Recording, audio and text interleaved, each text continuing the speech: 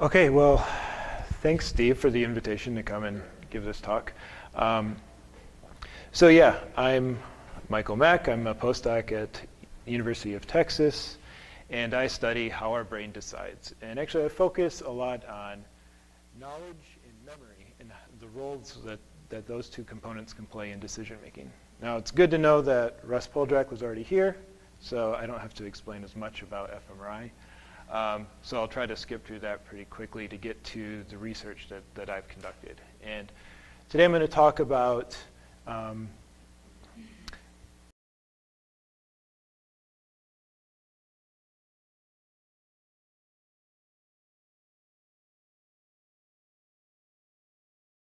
new. No one's seen it but you guys. So, all right. So all good cognitive psychology talks start off with an experiment. So you guys get to be in my experiment. Welcome to my experiment. I'm going to show you pairs, and I want you to memorize them. The pairs are going to consist of an object and a face. And all you have to do is just memorize them. You're only going to have a couple seconds to see each pair. So just try to come up with some story that links the two. And are you guys ready? Here we go.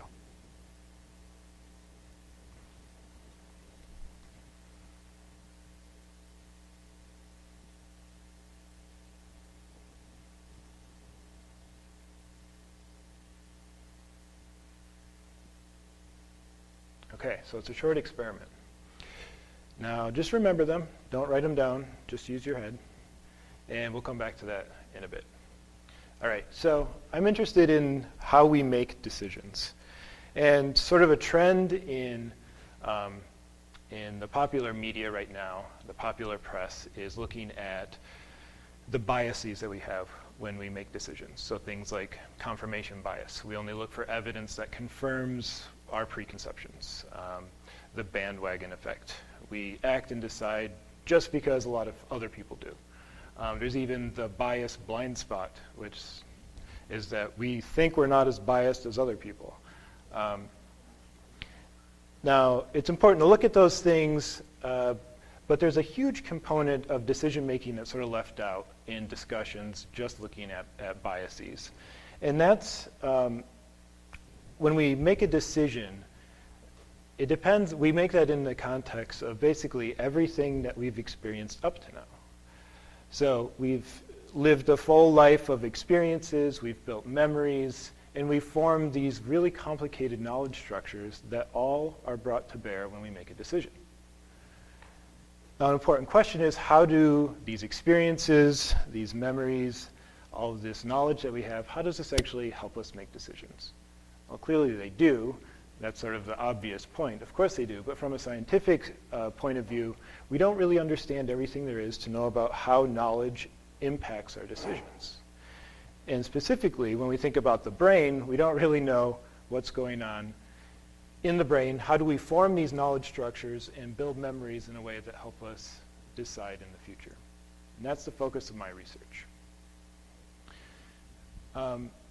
Now, of course, the human brain is a very complicated hunk of tissue. I'm sure you guys have seen pictures like this before. You can divide it up into the different lobes, the frontal lobe, the parietal lobe, and so on. If you look at just the anatomical characteristics of the brain, you can divide it up even more. There's labels on all of these. The point is that it's a very complicated hunk of tissue. We have, on average, 86 billion neurons in our brain. That's an estimate. The numbers range from 50 billion up to 200 billion. And then they're all connected. All of these neurons are connected and communicate with each other on the order of 100 trillion connections between all of our neurons.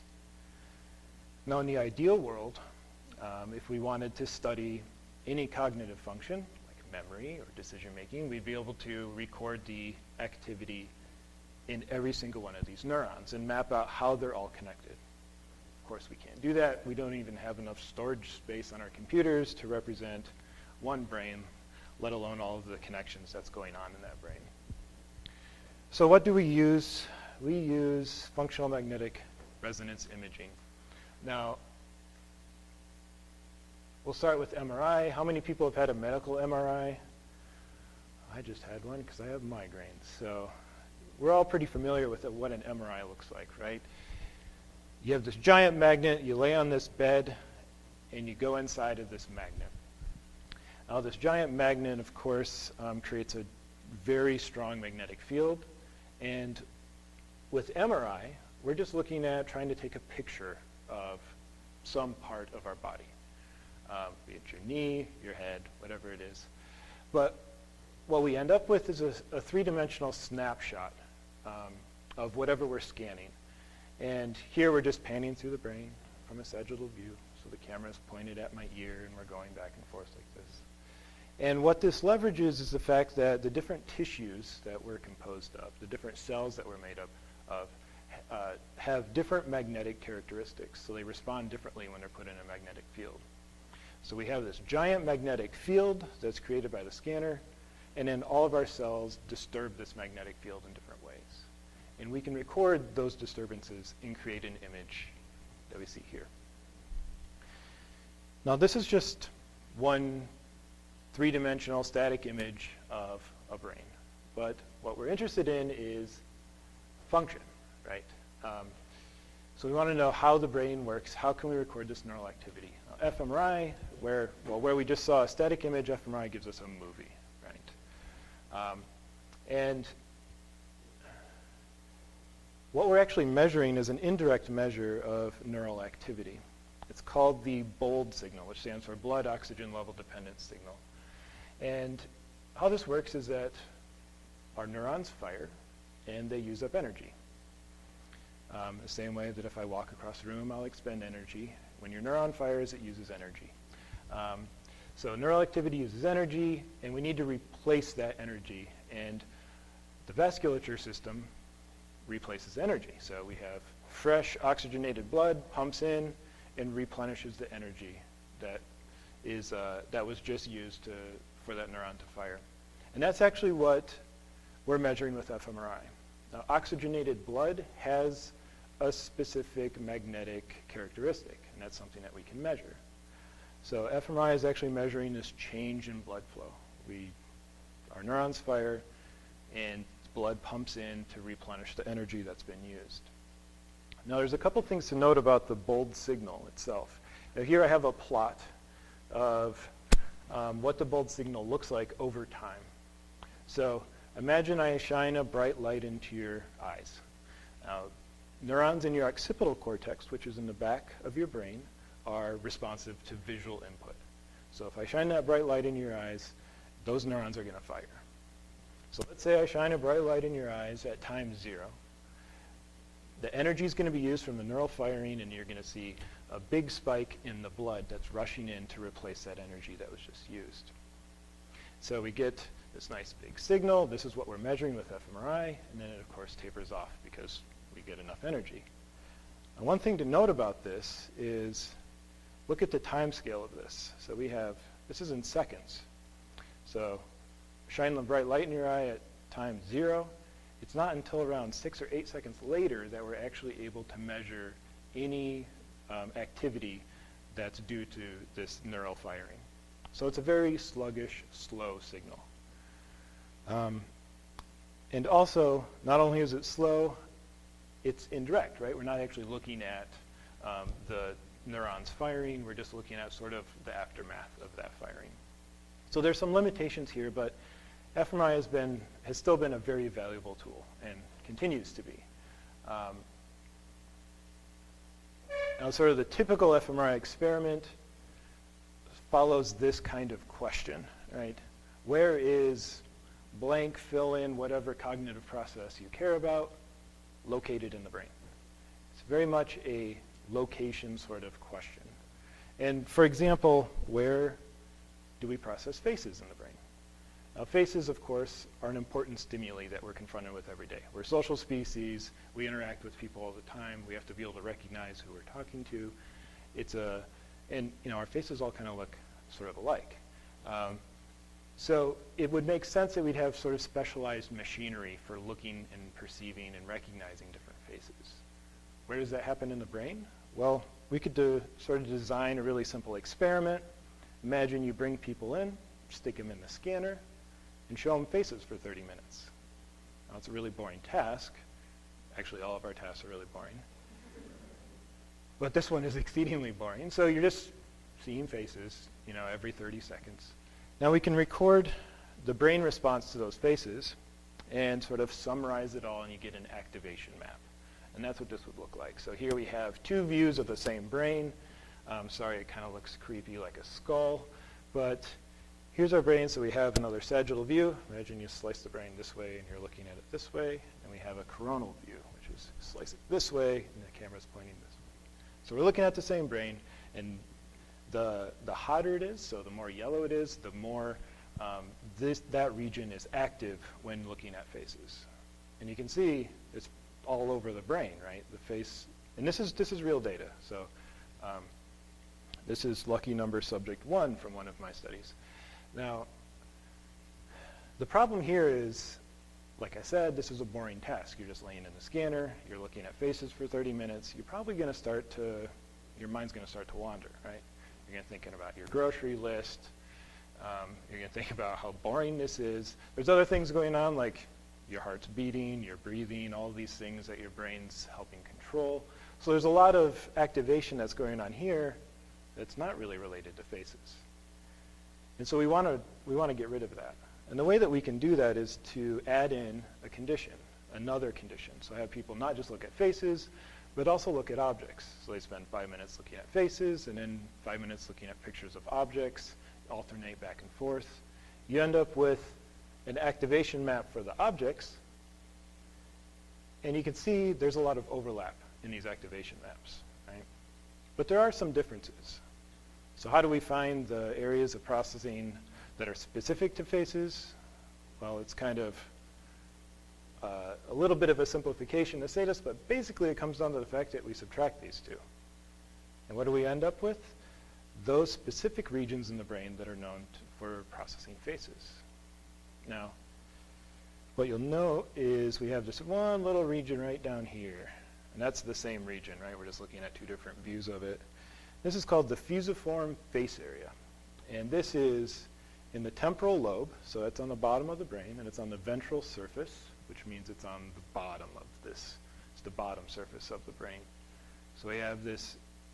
It's also on the fusiform gyrus, which that's why it's called the fusiform face area. Now this area was actually identified in 1992. So we've known about this one for a while. But this area specifically lights up when people look at faces.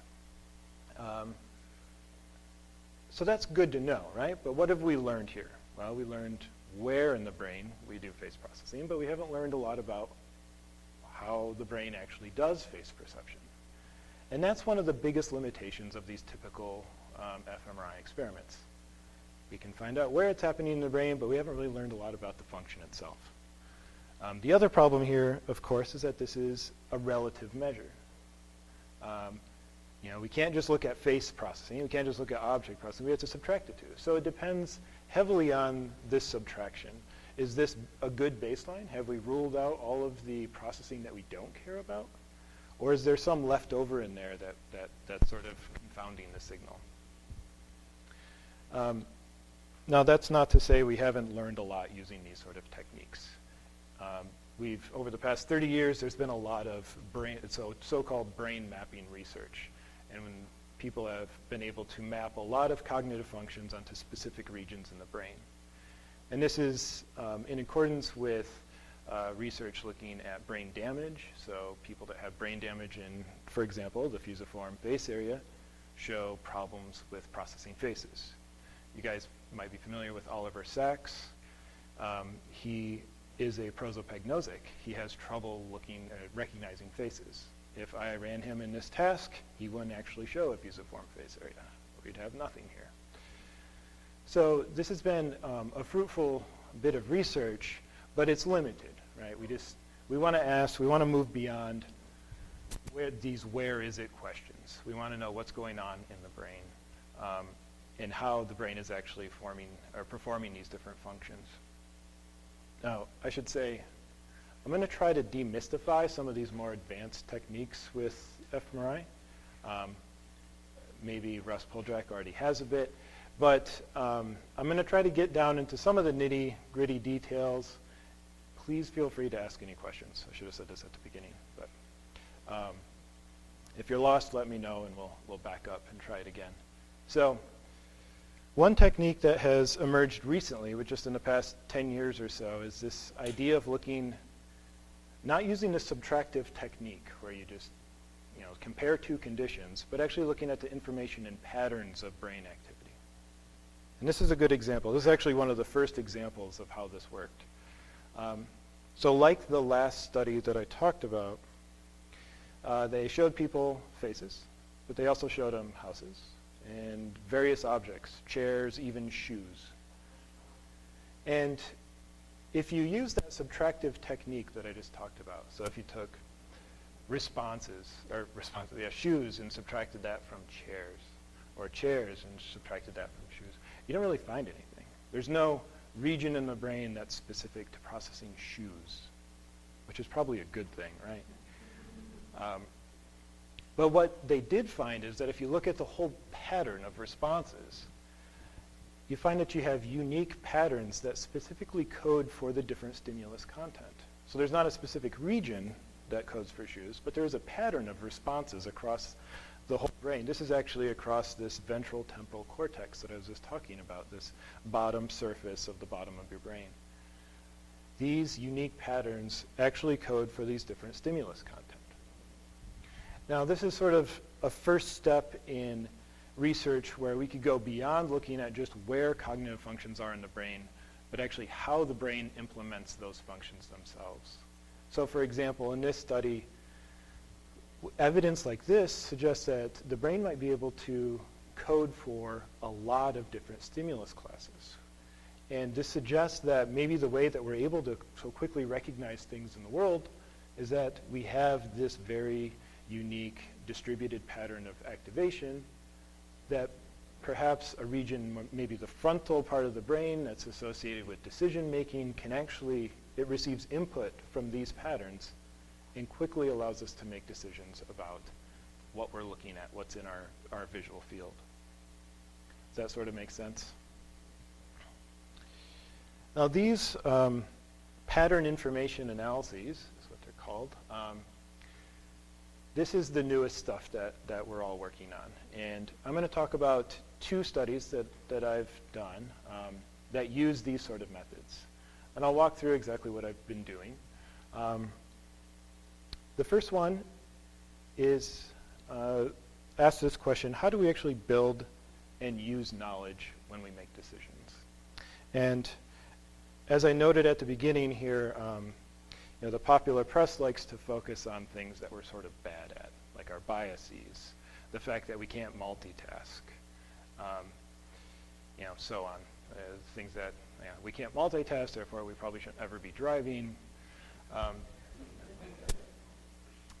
This study actually looked at something we're incredibly good at, which is what I always like to study, because it's much easier to put your participants in the scanner and say, you're going to do awesome at this. And really the best way to show you what this ability is to have you actually do it. So I'm going to show you a bunch of shapes. You're going to see multiple shapes on the screen at once. You're only going to see them very briefly. You'll see a bunch of them. And all I want you to do is try to extract any sort of meaning you can from these shapes. All right? You guys ready? It's going to go quick.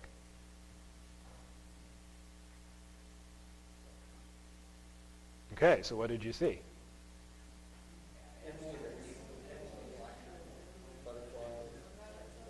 That's right. Yes.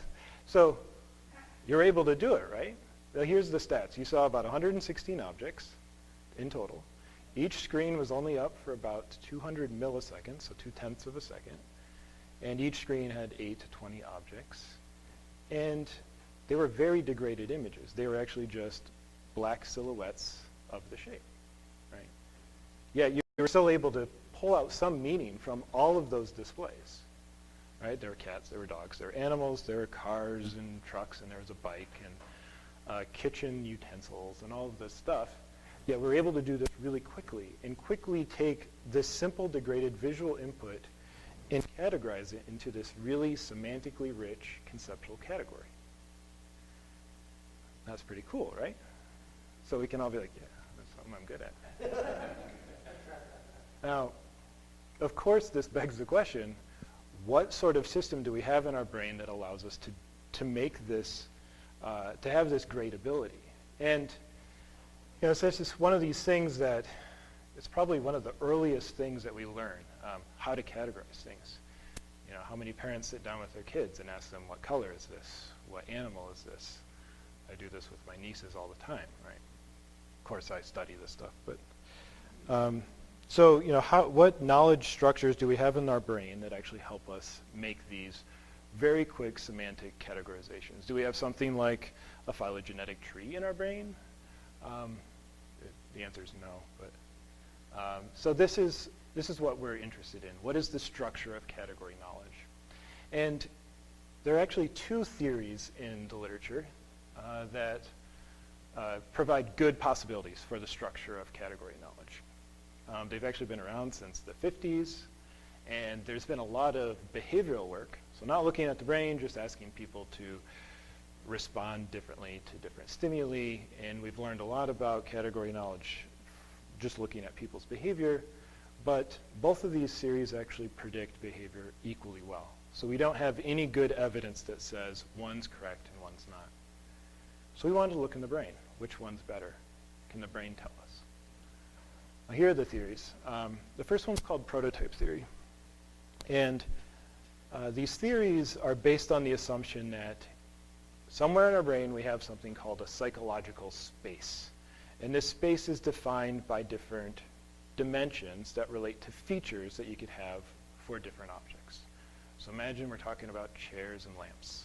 What sort of features do chairs have? They have legs, they might have a back, they have a surface to sit on. Lamps, of course, have lights in them, maybe a shade. All of these different features would be different dimensions that would define this giant, multidimensional psychological space. And objects that you see and the categories that you have for them fall somewhere in this multidimensional space. Now here I've just reduced it down to 2 dimensions because, well, it's a lot easier. So prototype theory says that the categories that we have for different objects are just based on the sort of average category member. So for chairs, you might have this sort of abstract, fuzzy, kind of prototypical chair in mind. It's going to have legs, it's going to have a seat, maybe it'll have a back.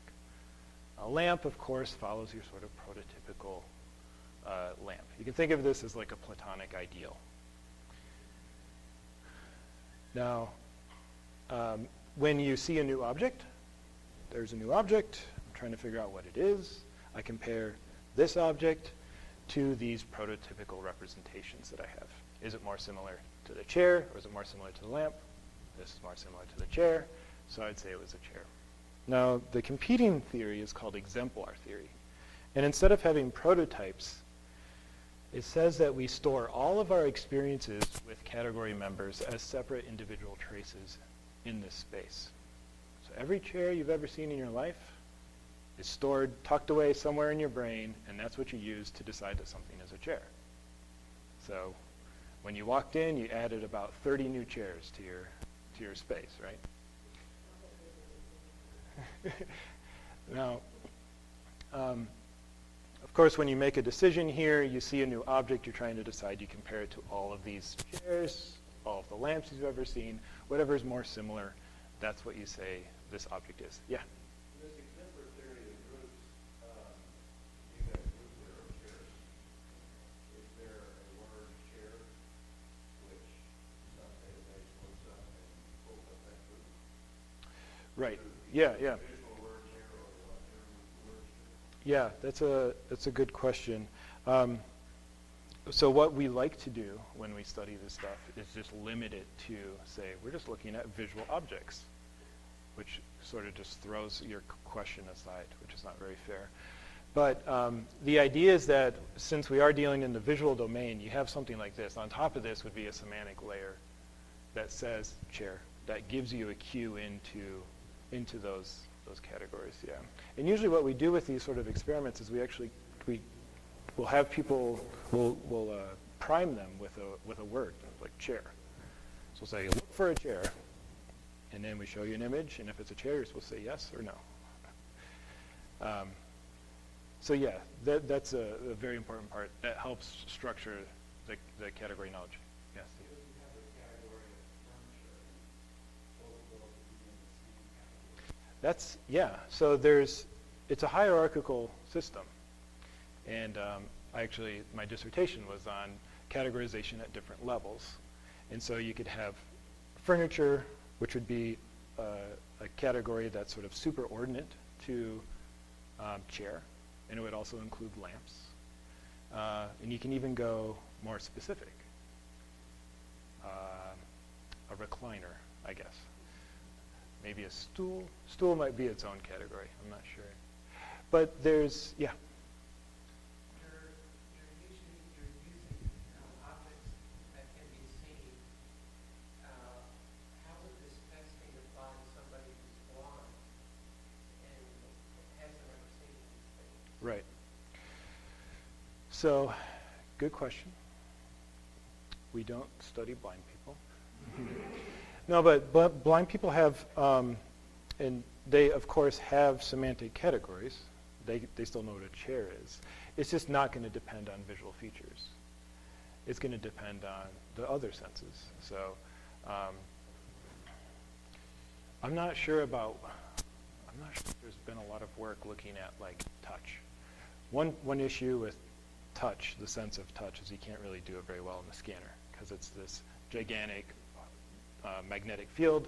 You can only bring in so many chairs and have people touch them. However, there is just this brand new research that came out just a couple months ago where they did actually have people learn novel categories through touch. And so the figure was really funny because they had to depict the experimenters they were able to like pull in the new object, let the participant touch it, and then pull it out and grab the next one. And this was all done in the scanner. These people, they had sight. They were sighted individuals, and then they also had them learn the same categories through sight, and then compared the two. This would be the time when I could tell you the really interesting finding that they have, but I don't remember what it is. So there are people studying that, and it's really interesting because that's one of the limitations. We usually just use visual stimuli. Yeah. So I was a little surprised by the name exemplar theory. That's what I think of the word exemplar theory. Do you think it's more like Well, this? I think about an exemplary example of bird, I think sparrow, and if I think about counterexample, I think penguin. So Right, like, yeah. all those chairs aren't cool. Some of them are ordinary and some of them are weird. That's right. There are, so this was, there are typicality effects in categorizing things. So if I tell you to look for a chair, then I show you some, like this weird thing, you're going to be slower to say, yeah, that's a chair. I'm not really sure about the origin of the name for the exemplar theory. In the earliest writing, they just refer to each one of these as different exemplars of the category. And I think it's, once you've learned that this belongs in the category, it counts as sort of a general exemplar of that category. Now, there's, it's either going to be a good or bad. Yeah? Thinking about the nations, I bet there's a lot of discussion about what nations might be. Mhm. Are they the same for both different kinds of food? So the way that they have been, well here, let me, I think I'm going to be able to answer your question in just a sec. But the idea is, we never really ask people to learn to categorize chairs or lamps. We usually have a very controlled environment where we show them novel objects that we have complete control over the features. So we know exactly sort of the input, so we can look at the output and try to infer what's going on in the big black box that we call our brain. One thing you'll hear, so I think this sort of gets at what you're saying. See, there. Yeah. The answer is this W. Yeah. So I wasn't going to actually explain these. I was just going to say that these have been around so long that there's been a lot of theoretical development for these theories. And what that means is that we end up with mathematical expressions that actually implement the verbal description that I just gave you. And these mathematical expressions are much better to deal with because they give you real quantitative predictions. And the part that's important to answer your question is that both of these models have different types of weights that they assign to the dimensions. And there's no, if the prototype theory says dimension 1 has to have a weight of 0.5, the exemplar theory can have something completely different. So does that? Yes, exactly. What we actually do is that, and we figure out what are people's weights on these different features. And actually, you have to have those weights in order to do this task. So you need to be able to selectively attend to the appropriate features. Yeah. Oh. Both of these theories, which we described here, are very procedural defined. Since brain and neural network, you probably pretty confident that brain is not apply a procedural-based approach. Correct. Neural network approach. Yes. Probably the best example, I would say, is Google Translate. A lot of the translation approaches that they try to attempt to apply a procedural reason-based review translation, and Google ignore all of it, basically. Right. And just train neural networks with a bunch of example data, you know, a much better solution than a procedural ones. Correct. So I feel pretty confident saying that both of those theories are wrong. Well, yeah. So the important thing here is that these models were created, these theories, sorry, they're actually, this part down here is a model. These were created before we cared about the brain at all.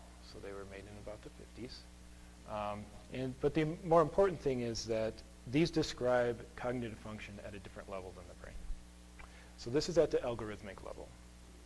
Now, underlying these theories could be a brain, a giant neural network that implements this in a way that we can't even understand. But we can use this as a way to guide our thought and how to analyze the brain data itself. And the idea that we're actually going to pursue is, given this particular description of how category knowledge is structured, do we actually see evidence of that in the brain? And definitely it's not going to be this procedural step-by-step, look at this object and look at this object. So you're definitely right about that. However, this is sort of a different level of description. And what we're going to try to do is capture the brain response in a way where we can map it directly onto this. So, yeah.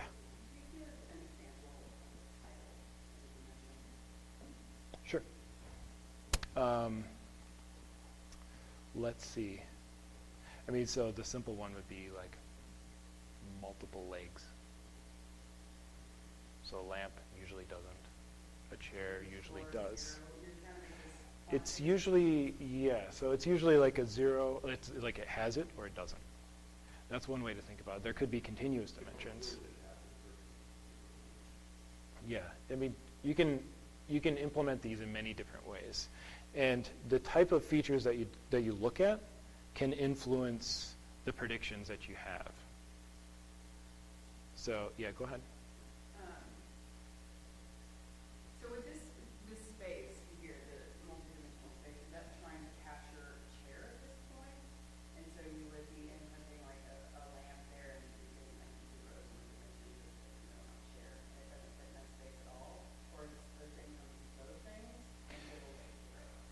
Right, so this is just like a depiction. A little bit of explanation on it as to what the Like how, dimensional space is. here, let me, Neural net side of things? Or yeah, yours? yeah. Let me, so we don't actually use these stimuli. This is just for depiction. Let me show you the stimuli that we actually use. We don't use chairs and lamps because people already come into the experiment with knowledge about chairs and lamps. So we want to use something that's really simple, that we can train people how to categorize very quickly and then stick them in the scanner. And this is what we actually use, these very simple stimuli that are composed of 4 different dimensions, and they're binary dimensions. So you're either red or you're green. You're either a circle or a triangle. You're on the left or the right, or you're big or small. So that's this is our stimuli. And we randomly divide up these objects into different categories. In a way, the only rule is that it's more than one dimension that defines the categories. So you can't say category A just by looking at color. It's actually a combination of three dimensions. So if you take those theories that I was just talking about and have them perform this task, they will actually downweight that feature that doesn't matter. So I'm not sure what feature is the one that doesn't matter. There's a feature that doesn't matter. And so if you would look at, if you do you solve the equation there, you can figure out what feature doesn't matter when people learn how to categorize these stimuli. I think there actually isn't a good rule to categorize these stimuli. I think I just threw them up on the screen. So what is the task? What is the actual thing that they have to do? Right. So when they learn to categorize these through trial and error, they sit down in front of the computer, we show them one of these stimuli, so they see this guy, and we ask them, is this a category A item or a category B item? On trial 1, they have no idea. But you make your response, you just guess, but you get feedback. And you use that feedback to learn. And it takes about 20 repetitions with all of the stimuli, and you can categorize all of them, no problem. Make sense? Good? So after people learn how to do this, we then stick them in the scanner. And they do basically the same task, except there's no feedback. They see an object, they make their response as a category A or category B, and then they wait around, because as you remember, the fMRI signal is very slow. So they make the response, and then they wait. Then 10 seconds later, they get a new object. Like I said, these tasks are really boring. And we do this many times so we can get a good average of what their brain looks like when they're doing this task. Does that help you at all? Okay, good. Would you mind if I back away? Yeah. Since you brought up the Sure. Capillary dilation, codifying, potential hormones, whatever, so something about neuronal activity is in control of capillary stimulation. I'm not sure about the causal relationship, but Well, you said it was due to energy drug. yes. I'm not sure that the neural firing itself. Yes. So the problem is that everyone that does fMRI talks about it in this way, but we're still trying to figure out exactly why this happens, and we don't know. So my question is, number one, do you have any idea what things or multiple things are stimulating dilation? Number one. Number two, is there any hope of an imaging system that can detect that Right. much faster than an MRI? So for question number 1, I'm not sure. There are plenty of smart people at a much lower level in terms of biology that are studying this. The nice thing is that I don't have to, but it's a really important question, because we're talking about 30 years of research that's based on this principle, and we don't fully understand it. I do know that more recent work has looked at the other cells in the brain. So we're mostly focused on cortex, the gray matter of the brain. But there's a lot of supporting cells, a lot of structure there that we used to think it just was there as structure. It just basically held the brain in place. Well, that's not true at all. And recent evidence shows that it's actually doing a lot of work in not only keeping the gray matter running, but like cleaning out. It might actually be doing some of the processing itself. So it's a very open question, and hopefully someday someone will figure that out. Yeah. As for new imaging methods, not really. The best thing that we can do right now in terms of temporal precision is MEG, which is It measures the changes in electrical activity that are sort of just on the surface of the brain. So there's just like coils that are stuck around the brain, and it measures changes in field potentials that happen in the brain. You can get very precise temporal resolution, so you can map out down to 10 milliseconds, but your spatial localization is terrible. So it's more like it's about here, you know, instead of it's specifically right there. Okay, shall I continue? Okay, so we have participants learn to categorize these different stimuli. They now have in their brain a category structure, so it's of the structure of category knowledge that we're going to try to figure out and try to find evidence of in their brain. So they do this task in the scanner, and it lasts about an hour. Then they come out, and they're sore and have to go to the bathroom. So how do we actually look for category knowledge in the brain? We do this by asking a very simple question. So how similar are these shapes? Now, of course, we can look at them and say, well, they're both circles, but they're different colors on different sides. I guess they're not really that similar. What we care about, though, is how participants' brains think, what they think about these shapes. And so we can actually, since we've recorded the brain and the brain response while looking at these stimuli and making different decisions about them, we can ask the brain, how similar are these shapes? And we do this by pulling out some brain activation pattern when they're looking at, say, this stimulus, this shape. And we do the same thing. We pull out the same sort of brain pattern when they're looking at a different shape. Now, it's similar, but it's a little different, right? It's a different object, and it's a different point in time. But the cool thing that we can do here is pull out, just say, a region of the brain. So here would just be this lateral frontal region, right here. And we can pull it out, look at the brain response in both of these, right? And compare them. And really, what is brain response? It's a series of numbers. It's a whole bunch of different numbers that correspond to activation levels of the thousands of neurons that are underneath this one little voxel, right? What we can do is just calculate the correlation between all of those numbers. What's the correlation of these numbers to those numbers? And you come up with a number like 0.38. This is just an example, but this is actually the numbers that we pull out. Yeah?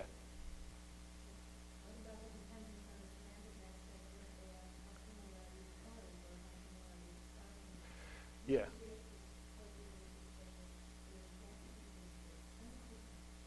Right. Well, so while the people are, the thing that the participants are actually doing when we record their brain response is they're making these decisions about are they a category A or a category B member. Now, we would expect that the brain patterns would be different if we asked them, what color was this? Or if we actually asked them, how similar are these shapes? Now, we only ask this question when we're at the analysis stage. So we've already pulled out, they've performed the task, we've recorded their brain activation while they're doing these categorization judgments. So now at this point, we can say, how similar are these patterns according to the brain when they're doing those tasks? Basically, you're trying to figure out, is the brain asking that question? You're asking a person a different question. You're telling me it kind of could be, you're trying to surgically find out, is the brain asking that question? We're trying to see whether, like what the brain, how the brain looks at these two. And here, the reason that we're doing this is because we can ask the same question to the theories that I talked about. And remember I was showing you that there's these equations. We can use those equations to ask the same question. So we have these theories that have been trained up to perform the categorization. And we can ask the prototype theory and exemplar theory, given the different weights that you've assigned to these different dimensions to perform this task, how similar are these two shapes? And the point is that we get, we can get different numbers and we can compare those. So which theory matches the brain best? In this example, it's actually the exemplar theory that's closest, right? These numbers are more similar than these numbers. Yeah? The brain recognition patterns of the MRI, are they dependent on color, intensity of the color, shape, and location, all of them? Yes. Yeah. but they're also dependent on whatever the subject learned and how to categorize them. So maybe they learned color doesn't matter. And so when they're looking at a shape that has a red color versus a green color, that difference might not matter as much. And that's exactly what we're looking for. We're looking for a specific signature of their learning and how that sort of maps into the knowledge structure. Yes? Now, I've been in one of these studies, and you don't know diddly what you're doing. You just then it says, okay, press this if it's this thing, press that, and you have no idea what is what. You just start pushing them until you think that you have some idea of what the heck is going on. Yes, And you this never is true. know, This is true. but your brain's doing something and they're reporting it. We typically try to create that situation because we don't want people to think about what they're doing, right? Just do it. Run your brain, let us look at it, and then that's good. Yeah. So these numbers here, the 0.38 and 62, Mhm. you showed us those fancy equations. This is what those equations spit out. Is that right? Yeah, yeah. And so where are you getting the values for the variables themselves? In those equations, Correct. let me, Is that from the Oh. fMRI? no. So this is actually dependent on the behavior. So participants are making categorization decisions. So they see an object and they say A or they say B. So the rate of being correct. Right. So the probability, their error rate, we use these functions to actually fit to those error rates. So there's a collection of 4 or 5 parameters in the models, and we can optimize those parameters to give us the same sort of responses that the participants gave us. Does that make sense at all? So then when you have those parameters, so you know what those are, you sort of know what the state of this participant is given this theory. If the participant is actually behaving like the prototype theory, this is what it would look like. You can use those numbers to feed in actually the similarity calculation right here. Yeah. If, for these different theories, what like this example that you gave us for the example, gave the project theory, what is the dimension you read this perhaps? What is the dimension you circle this? Mhm. What is the dimension Size and location. and that race? Yeah. But the exemplar theory, what would be able to do? Same Same thing? thing, yeah. And we used binary dimensions, so they either have it or they don't. And it's obvious, you can see them. They're not sort of this mixed up, like, you think about like hue and brightness in color. Those are really hard to separate. But If both of these same dimensions, what is example different in how they're using those dimensions? okay. So the difference is that, well, I'm just going to describe what it says here.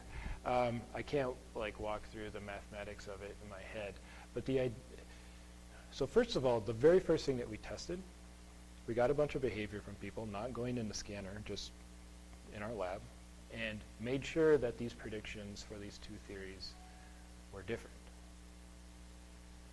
So the question is, are they actually different enough to be able to tell that? And they are actually different. So they actually provide independent descriptions of how people behave in this task. Let's see. I mean, the difference just comes down to the structure. The equations themselves are actually very, very similar. They're basically the same thing. The difference is whether you have this average that's your for your category representation, this prototype, or whether you have a whole bunch of stored examples that you look at. And we actually changed these equations just a little bit so they would be exactly the same. So it wasn't a difference in these equations, it's a difference only in how the categories are structured. Sorry, I can't give you like a perfect example. Yeah. Have each of those theories been applied to intangibles? Is that too difficult to comprehend? Hot, cold, wet? Right. Yeah, I'm sure they have been. The issue is what are your features? And usually what happens in that case, you just assume that there are, say, 10 dimensions, and you have no idea what they are, and you try to fit them in some ways. But yeah, people have tried. It's a difficult thing. You can also do things where you have people judge the similarity between two different intangibles. So how similar is one intangible to another? And you can actually define a multidimensional space based on the similarities that people give you. And then you can use that to then look at how people categorize using those two different theories. Okay. So. It's a good crowd. I knew I could push you guys, so I was trying to get into the details here. So, sorry, I've glossed over a lot of these details under this, but really, this is all that we're doing. Taking the different shapes and comparing them, looking at their brain response, and then comparing that to what the theories say. Now, of course, this is just 2 shapes. So there are 9 shapes total. We look across all the different pairs of shapes. And here I've just talked about one region. You can actually look at this in multiple regions, and we look at it everywhere across the whole brain. So you pull out a window and pull out this similarity, compare it to theory, and then you move over 1 voxel and redo it, and move over 1 voxel and redo it. And you end up with a whole map of the brain that says what regions of the brain are more consistent with one theory versus the other. And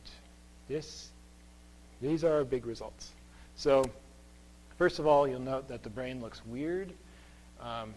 This is an inflated brain. So the brain, of course, has a bunch of folds in it. Imagine you just blew it up. Like a balloon, people do this because it's hard to look inside the folds, right? So here, the dark regions would be the folds. The lighter regions would be the outside surfaces. And what these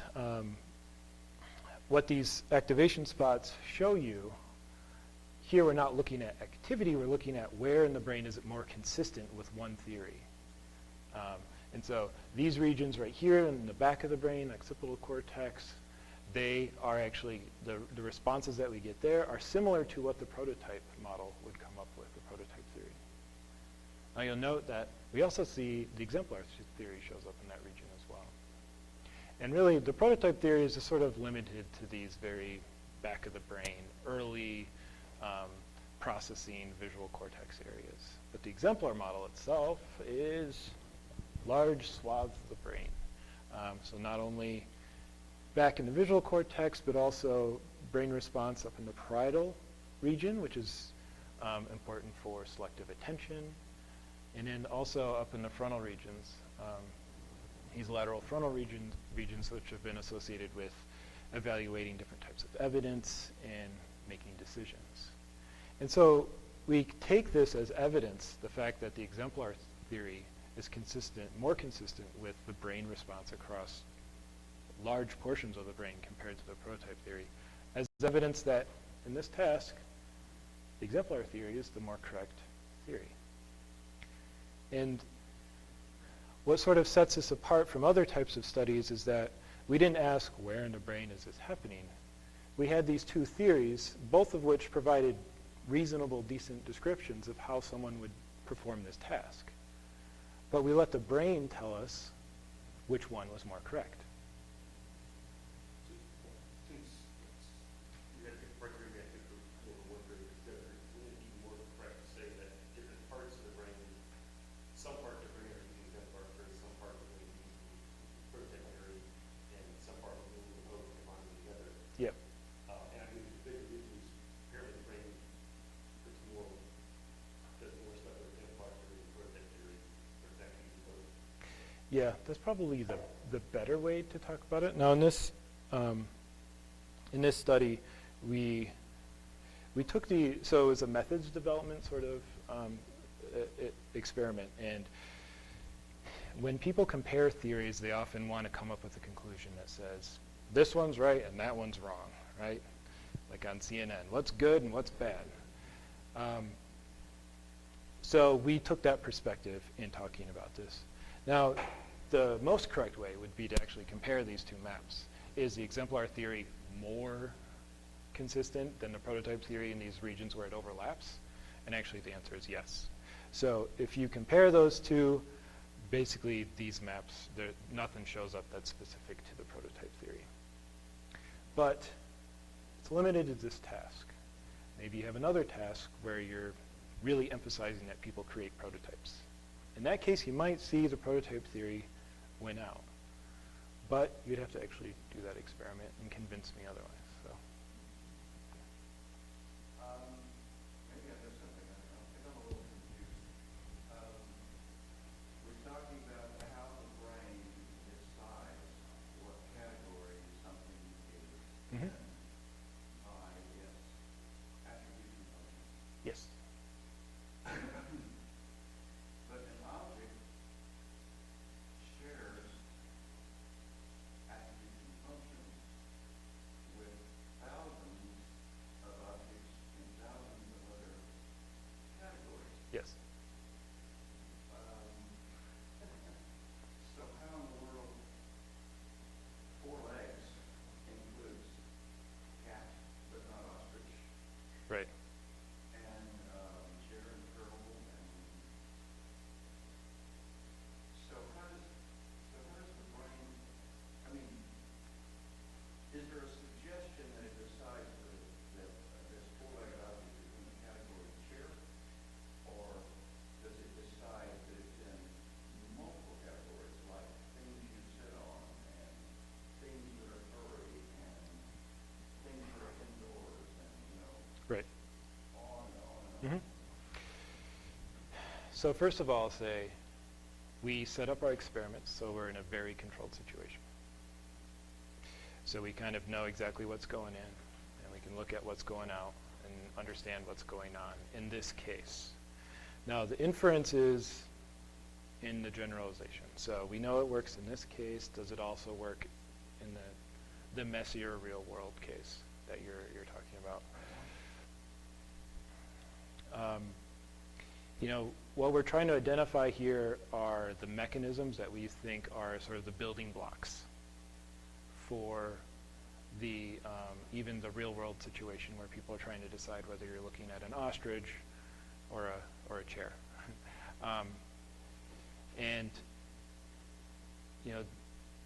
Extending this sort of research into a domain where you're looking at real world objects would be really interesting and something that I want to do. But we can use this to build on and say, all right, we know this about this case. Does this extend and generalize when we look at real world examples? When you key in psychology professor at Google, you get 25 billion hits. Yeah. Prioritize. Maybe if you live in Austin, might get even the first 50 hits. But isn't that what the brain is? I mean, maybe not 25 billion. Yeah, it does. Wow, that's what I'm Maybe. Stu- I think what he's trying to say is that these categories, they're not named categories. These are not categories that you look at in the real world.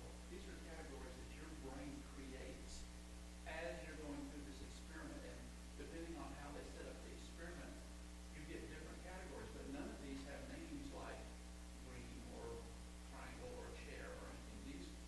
This is simply what your brain is creating in terms of categories. Is that right?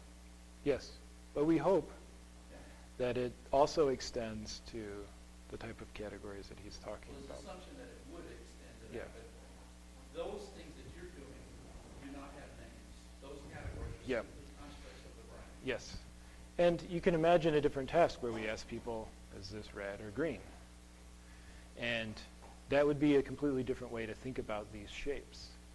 And we would expect that we'd find different patterns. And the thing is that the brain is very adaptive.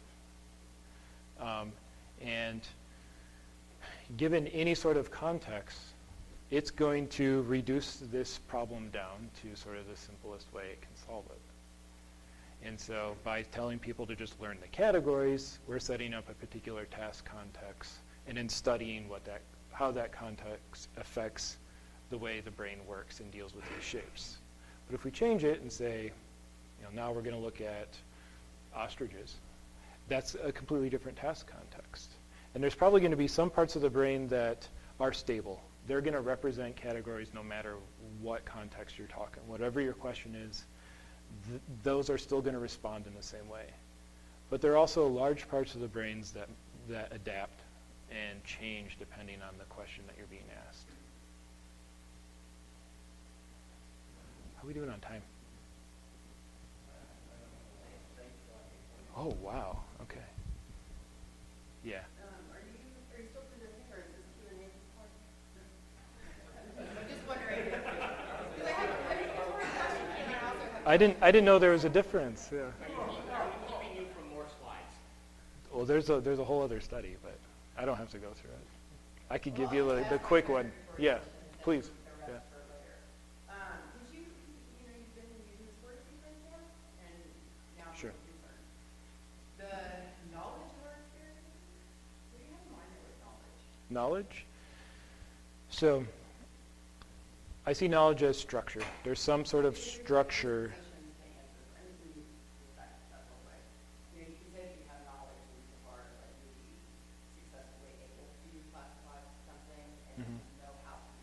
Yes. Yeah. And then there's another where it's knowledge in the sense that you recognize it as a fact, you know that this is the case, Okay. Yeah. right? Mhm. So it's like you might know something as being a circle and Right. that being more of a semantic thing Mhm. versus knowing that is a circle and that having like logical properties and things. Sure. So, that could be kind of like having a concept. I see that term being there. It's also So when I say knowledge, it's almost the most basic version of knowledge that you can think of. So imagine that we just asked people to memorize these shapes. You'd have a memory. That itself there's not a lot of knowledge there. You've seen this before. We try to go one step above and say, see these objects and know that that for whatever reason, they all belong to one collection. They're in one category. These other ones are in a different category. Just that one tag that says they belong in category A, that's what we refer to as knowledge. It's the act of generalizing across your experiences. So this is sort of the building block of any sort of semantic knowledge you might develop. Knowledge here is artificial creative thing. Yeah. No person ever committed this ahead of time. This No. is knowledge that they can do things. Correct. Create the concept. Yes, we created the whole, yes. Yep. We didn't ask people if they did, but I'm pretty sure that they didn't have any sort of, yeah. And I guess the question also is, people may not know how they know it. Because what do they know it? So they may not consciously know Yeah. knowledge. right. So because if I'm understanding the task right, there are different features, and you give the participant feedback, like yes, you got it right, no, you did not. So they're thinking, okay, I'm looking for rules. I'm trying to come up with rules Yep. for what defines this category. Yes. And they define do that. So, I imagine that most people might be able to successfully, but would not be able to articulate the rule. And that's where I'm getting with different types. yes. No, that's, One person might be able to play by the rule. yeah. That's a less ambitious form of knowledge, whereas to be able to Okay, articulate understand what you're saying, yeah. false and So your intuition's correct, but we actually set it up that way. So these are, as you said, these categories, people can't verbalize what they are. We did ask them that afterwards. What makes a category A? Well, So we can get rid of people that sex baby chicks. yes. They turn out here. Most of them don't know how they're doing it. But they leave it at it. That's one of the Look at it, it's male. that's one of the first domains of expertise that cognitive psychologists studied. Was chick sexing experts. Actually, yes. Fusiform face area is engaged when experts are performing visual tasks in their domain. So if you have a bird expert, trying to discriminate a bunch of different finches, whatever, their fusiform face area actually lights up. So, yeah. Mhm. Put in my vote for hopefully step through the next. Okay, okay. I'll go quick. I'll go quick. All right. We'll find out right now. Okay, so the next study is how do we use memory to make decisions? So as I was just explaining, we looked at just the most basic form of knowledge, where we've tagged our experiences and tried to generalize across them. Here we're going to dig down deeper and look at a more basic element, just straight memory. As you guys might expect, here's the memory test. So I'm going to show you an object, and you have to bring to mind whatever the face was that went with it. Now don't say it out loud, just hold it in memory. The face. Now, hold it in mind, don't say anything out loud. I'm going to show you a face, and say yes if it matches. Don't say anything if it doesn't match, okay? Cookie, you got it? It's in mind. You ready? Does this match? Yes. Okay, very good. Trial number 2.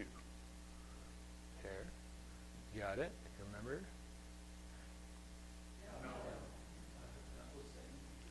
No works too. Was it instead Oprah? Yes. Okay, excellent. So you guys did great with your 4 pairs.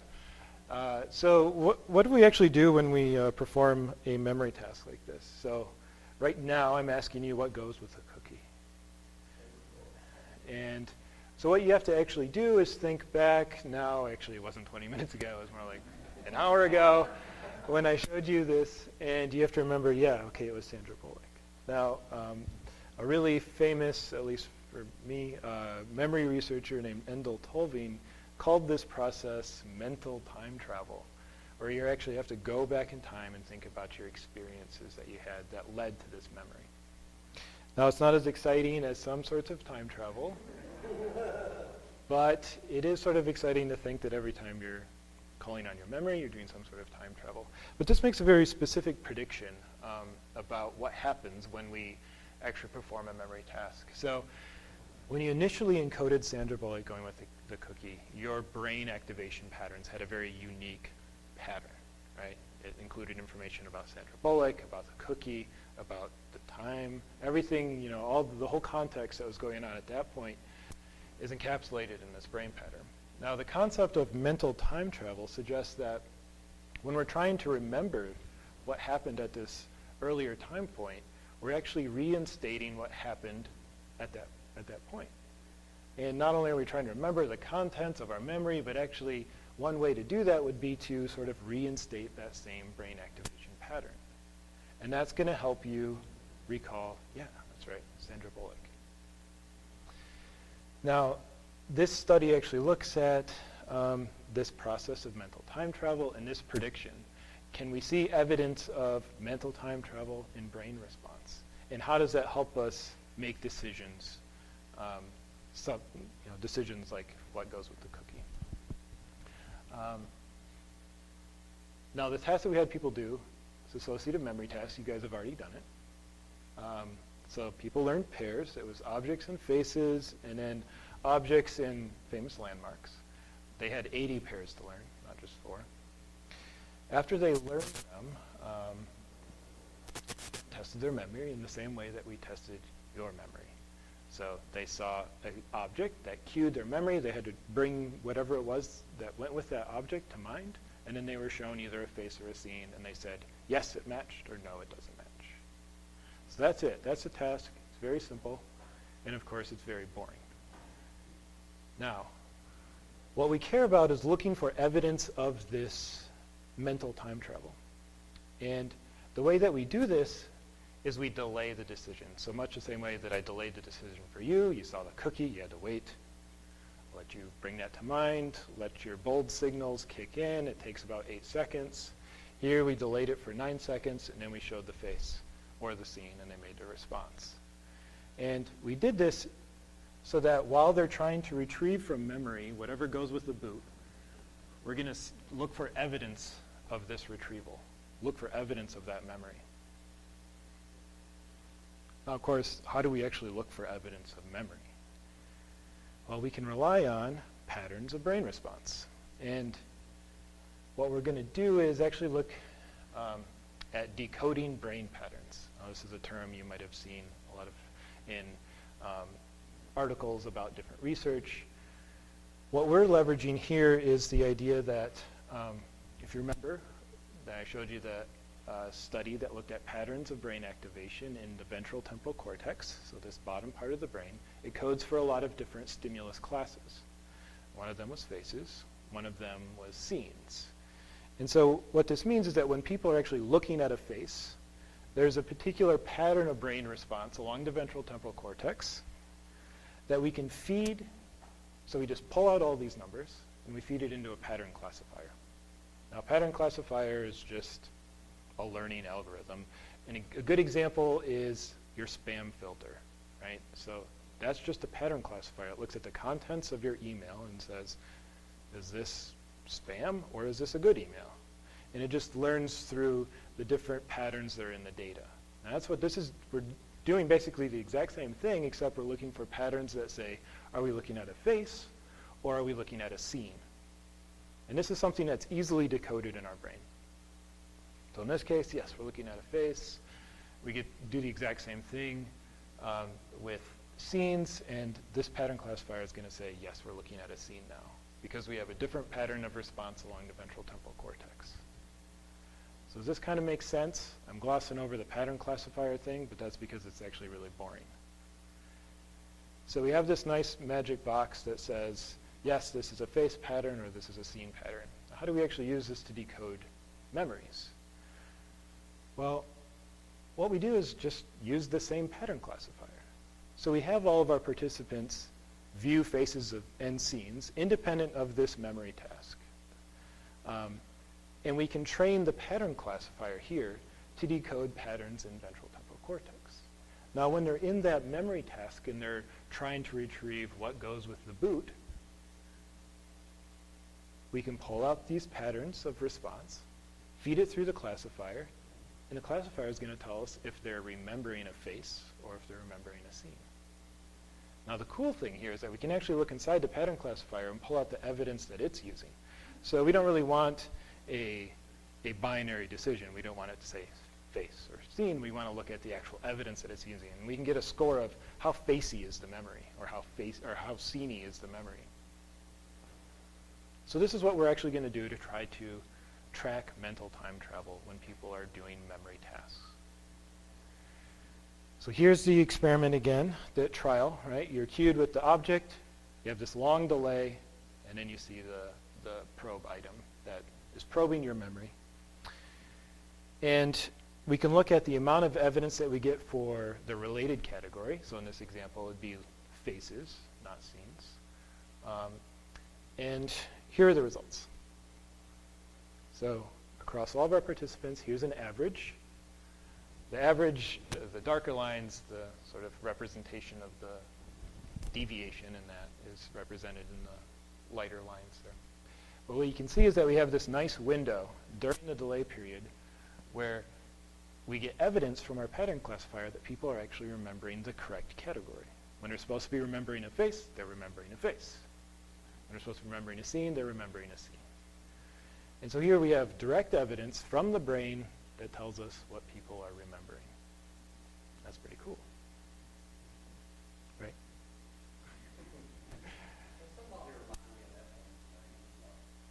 Julia Roberts. But doesn't this show that as time goes on, the memory, the related and the unrelated category get closer? Get closer, right? Well, this is, if you remember back when I showed the graph of the bold response, you get a big peak and then it starts to fall off. The pattern classifier actually picks up on that signal, so it's sort of riding that difference in how the bold response happens over time. And so what you end up with is, about 6 seconds in, 7 seconds in, you get a really nice difference here that then starts to fade away, just because there's not as much activity going on. You've already recalled everything you need to know. So the information's still there, but it's not active at that point. Yeah. Of course, all we've done is show that people remember faces and scenes. Great. How does this actually affect the decision here? How do our memories affect our decisions? What we can do is ask the question, well, how should this affect decisions here? You could be more accurate the more that you remember the correct category. Maybe you're faster. Well, actually, everyone was really accurate, so we looked at the faster question. And the idea is that everyone made responses that were slower and faster. The question is, why would one response be faster and one response be slow? Is it tied to this memory process, this mental time travel? And so what we did is we separated for every subject, we looked at their fast trials and their slow trials, and then averaged the evidence that happened before it. Now I'm going to show you a better graphic of this, but what we found is that fast trials were preceded by more evidence for the correct category. So if you had to remember a face and you actually did remember that face, you were faster to respond. Now slow trials didn't actually show a difference at all. Here, this describes this a little bit better. So we get a big difference here, evidence of a successful mental time travel experience. We get fast responses. But when we have a small difference there, an unsuccessful mental time travel, it takes you much longer to make that response. So we have this. Now this is preliminary data. I got my last subject 2 weeks ago, I guess. But this is really exciting results for us. This is the first time that anyone's shown that you can have these direct influence from memory recall, as evidenced by looking at patterns of brain response, on decisions that people make about those memories. So here we have a very direct relationship between the brain and behavior.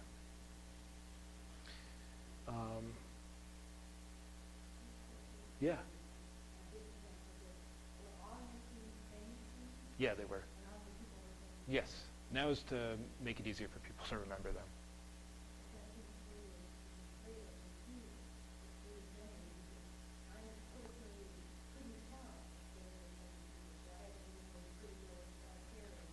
Right. Yes. No, you're absolutely right. Because you're going to have stronger memories for the things that you know more. What we did is that given these stimuli have all been, it's called normed, so we test them beforehand with a bunch of behavioral experiments to assess what is the strength of memory knowledge that people have for these items. So we only selected actresses and actors that people were equally familiar with, and scenes, landmarks that people were equally familiar with. We also gave people, we pre-exposed them to these faces and scenes, which means we just got to see them before the experiment. So they all had good knowledge of this. And we did this on purpose, because we wanted to sort of max out the familiarity effect. Because we didn't want that difference to sort of create a problem when we looked at these measures.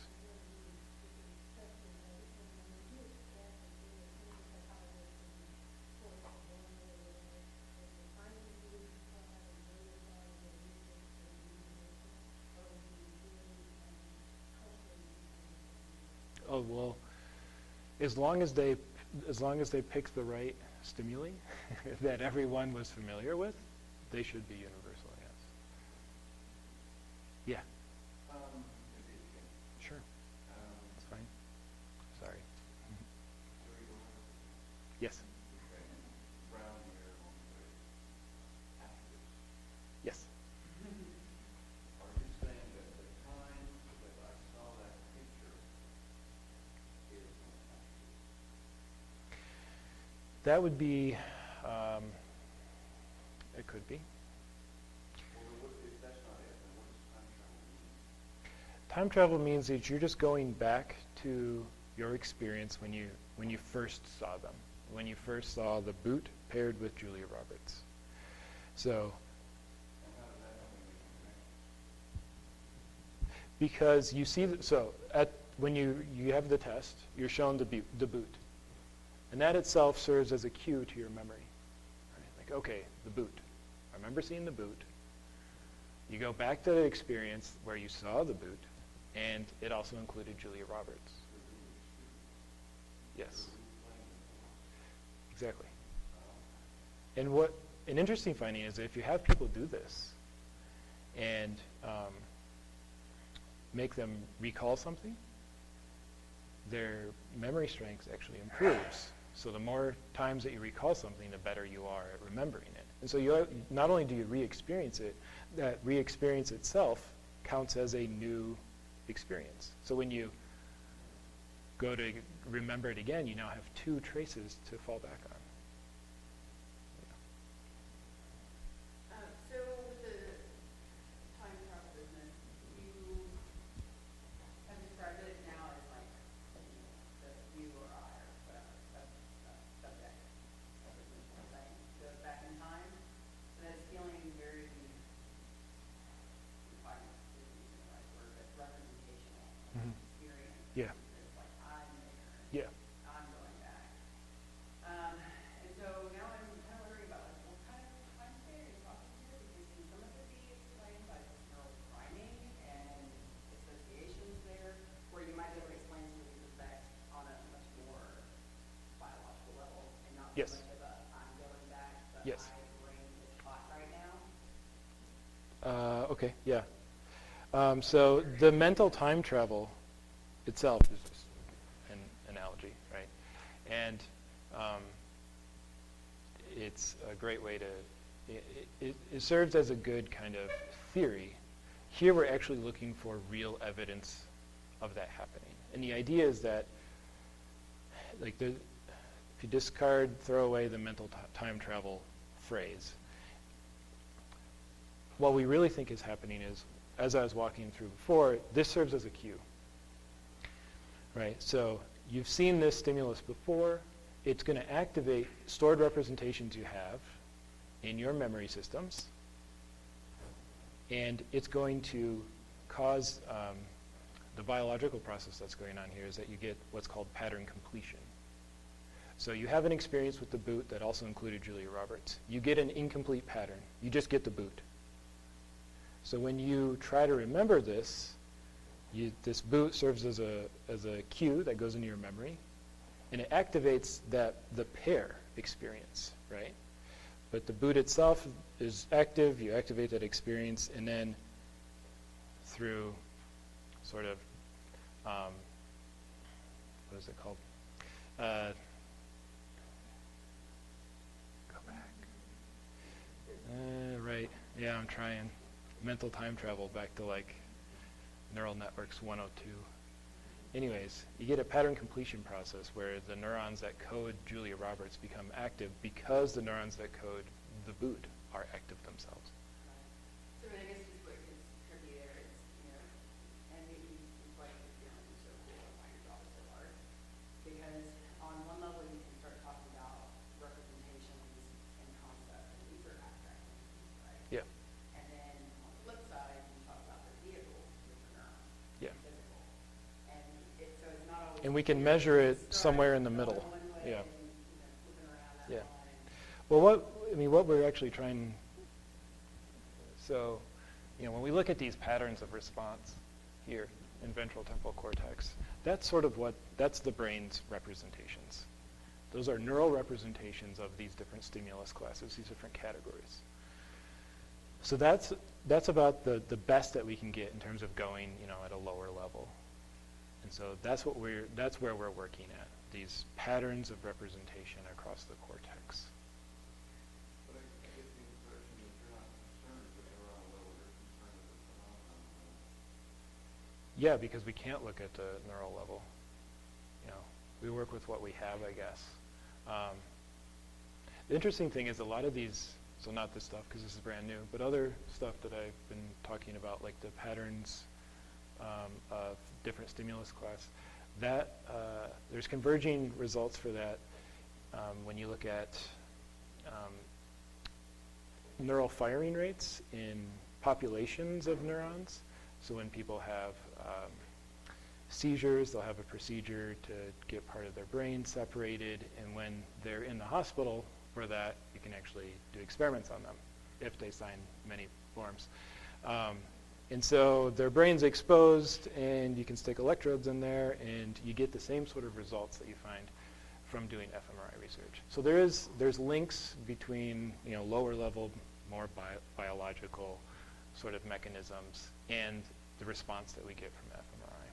The Dr. West will learn himself there, and I am not going to be concerned with mechanics if I don't know what that works for.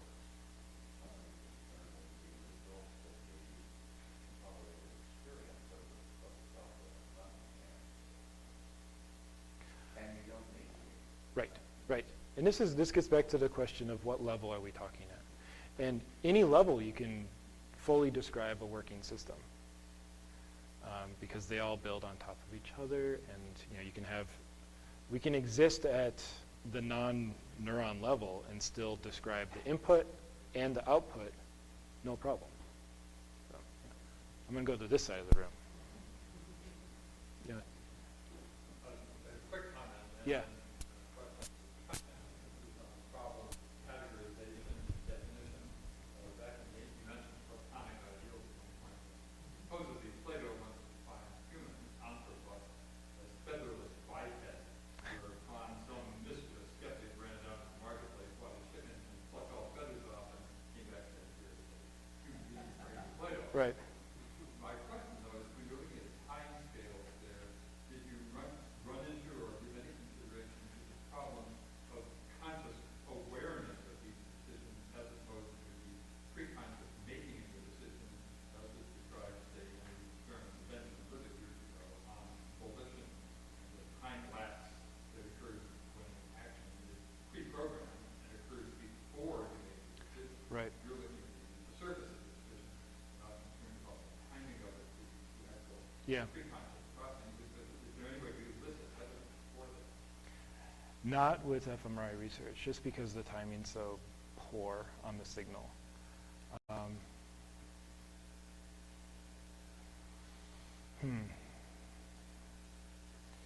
trying to remember. There have been a set of fMRI studies looking at sort of a pre. Yeah, I'm not sure. I mean, here, it's not a question that I can ask, so it's, not one that I try to answer. Yeah. Mhm. You said that when you revisit the memory multiple times, it strengthens it. Yeah. But when you go back a second, third, or fourth time, are you revisiting the original memory, or are you revisiting the last time you remembered it? Mhm. In which case, that would seem you could get stronger memories of things Of- that got added on after the Yeah. original. Yeah, that's actually a whole line of research in my lab. We actually look on, what you just described is the process of building knowledge and building inferences. So we will present people with pairs, similar to what you see here. And then on a second experience, you'll see one of the objects. So let's say you see the boot, but now it's paired with something else. If we then go and look at their memories later, we see evidence of all three objects. And so each time you re-experience it, you're adding in new information. You get the boost in the stuff you've already seen, but you're also going to add in new stuff. And that can be both a good thing and a bad thing. You might not remember it correctly, in which case you'd have the wrong memory now stored in there. Yeah, exactly. But yeah, the brain's very plastic, and that's good, but can also be very bad, especially if you're trying to measure it. Yeah. Tell me if I'm wrong here, but the question that's being asked at the end of time travel is, do I remember the boot with Julia Roberts because I remember the scene with Julia Roberts, or I remember the boot with Julia Roberts because I put a picture of a boot and Julia Roberts and that picture of a file drawer in my brain? So you're saying it's mental time travel because you're looking at sorry, I'm not being worded now, the part of the brain. Ventral temporal cortex, yeah.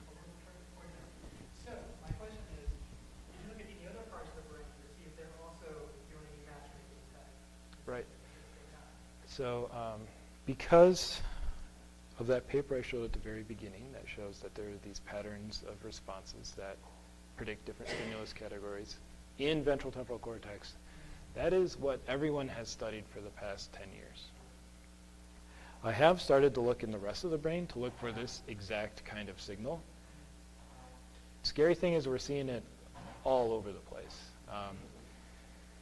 It's a good thing, though. The problem is that we need to figure out the timing.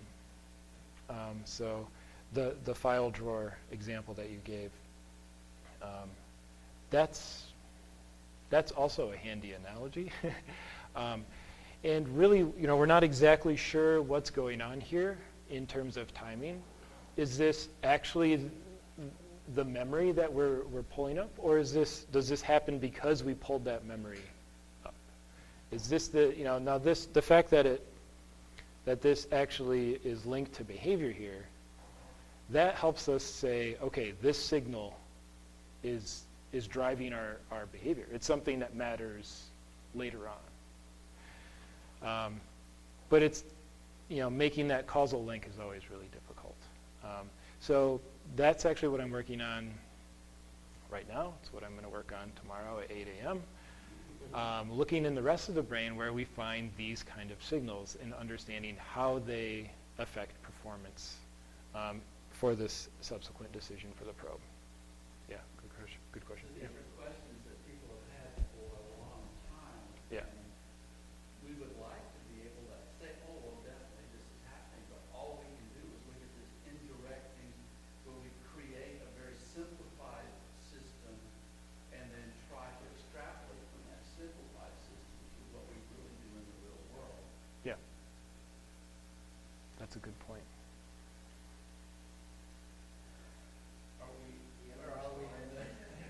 Oh, okay. Right. Okay, yes. So those are just the things that I already told you about. And one more chance to do some mental time travel or file drawer recall, whatever. Okay, so you guys ready? Okay. So I just want to mention my collaborators. Like I said, I'm in Dr. Allison Preston's lab. I also have a collaborator, Dr. Brad Love. He used to be here. He's now at London, UCL. So we collaborate. It just happens to be through Skype. These are all the members of the Preston lab. They're all awesome. And thanks to the funding organizations, which are actually you guys, because this is all funded by National Institute of Health, National Science Foundation. And one final thing I wanted to note, we've just started a new project that's looking at the development of memory systems. So looking at how memory works in kids. As you might expect, getting kids into the scanner is a very difficult process. And so we're always looking for volunteers. If you happen to know anyone ages 6 to 18 that might be good in a scanner, we'd love to have them. You get paid $25 an hour and you get a picture of your brain. Our website's here. If you want just general information about the Preston Lab website, don't include the kids. You can actually sign up to volunteer in any of our experiments. There's the online database that we keep of people. So that's it. Can you tell parents who are concerned for their kids because they're exposed for about an hour to the magnetic field is about 100,000 times more than what we get standing near us? Right, yeah. Well, if you go to this website, it explains that fMRI doesn't have any, that there's no adverse effects that have been shown yet. We usually